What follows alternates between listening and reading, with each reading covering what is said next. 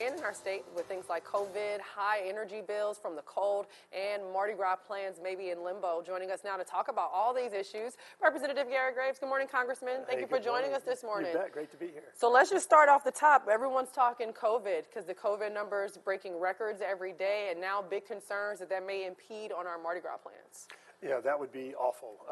Keep in mind, back 2 years ago, that was one of the first real events where you saw an increase in numbers. The good news, I think, is that you're seeing a very quick peak, which hopefully means a quick drop-off, and you're seeing more mild symptoms, so it does appear that the virus is evolving in a way that where it's kind of degrading, and so we're hoping that we can continue to have a great Mardi Gras celebration here at home, and the Washington Mardi Gras celebration, where thousands of Louisianians go to Washington and show people what fun is really like.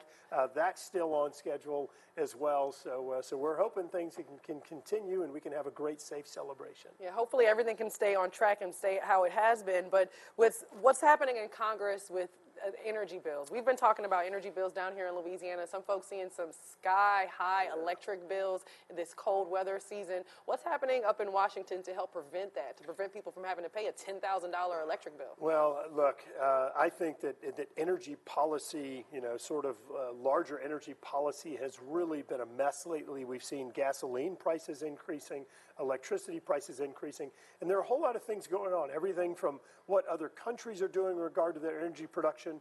You've seen a very aggressive move toward, cleaner energy sources and climate change concerns. And I don't think that folks have really thought through some of these strategies because it's resulted in a shortage of energy in some cases, higher prices in some cases. And so what we've been trying to do, especially in an energy-rich state like Louisiana, make sure that we can continue producing but do it in a safe, clean way. That way we're not dependent upon other countries for energy, which when they have volatility, that spreads to us to where we can address our own energy issues, our own energy security, own energy independence. And so we have been pushing to allow us to kind of have more self-determination in energy rather than being dependent upon sources like Russia and others that are much more volatile. And we know you are the guy to talk to about that Diversion Canal plan. And, of course, we've been seeing dirt turning, which is great news. But ahead of the spring, people are very antsy and worried about those spring rains coming. And so what's the latest on that development? Well, look, we just had a big meeting talking about flooding issues yesterday. We have literally billions of dollars of investment that are underway right now. Projects like COMET that are underway. I was just out at the COMET site a few weeks ago. It's incredible seeing the cranes out there, the dirt turning. Things are certainly happening. There have been a few delays related to some land acquisition issues and problems there that I think are going to continue to complicate the project. But look, good news is they're trying to avoid the areas where there are problems. They're building everywhere else.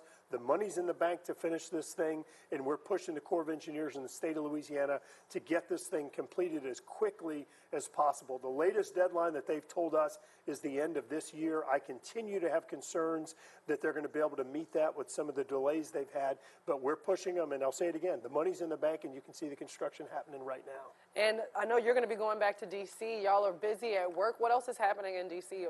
right now post-holidays? Sure. Well, COVID certainly is one of the big things, and making sure that we've got all the right kind of investments in place, making sure that we're helping the industries and the small businesses that have been most impacted, those that are in the entertainment industry, in some cases restaurants and others. Also making sure that the testing supplies, the new antiviral treatments that are available, making sure that those are out there and available to the public that have shown in some cases to significantly decrease hospitalization and the severity of symptoms. But also working on things like trying to secure our southern border, trying to work on Russia and Ukraine issues. There are a lot of things that we've got to really prioritize. One of the big things we're going to be spending time on is just making sure that the infrastructure dollars are going to the right projects and that they're not tied up in red tape and bureaucracy, that we can actually get out there and turn dirt as quickly as possible and hopefully get a bridge across the Mississippi River. That's a huge one, a bridge going across the Mississippi. Thank you so much, Congressman Garret, for joining us this morning on Tune In. Thank you.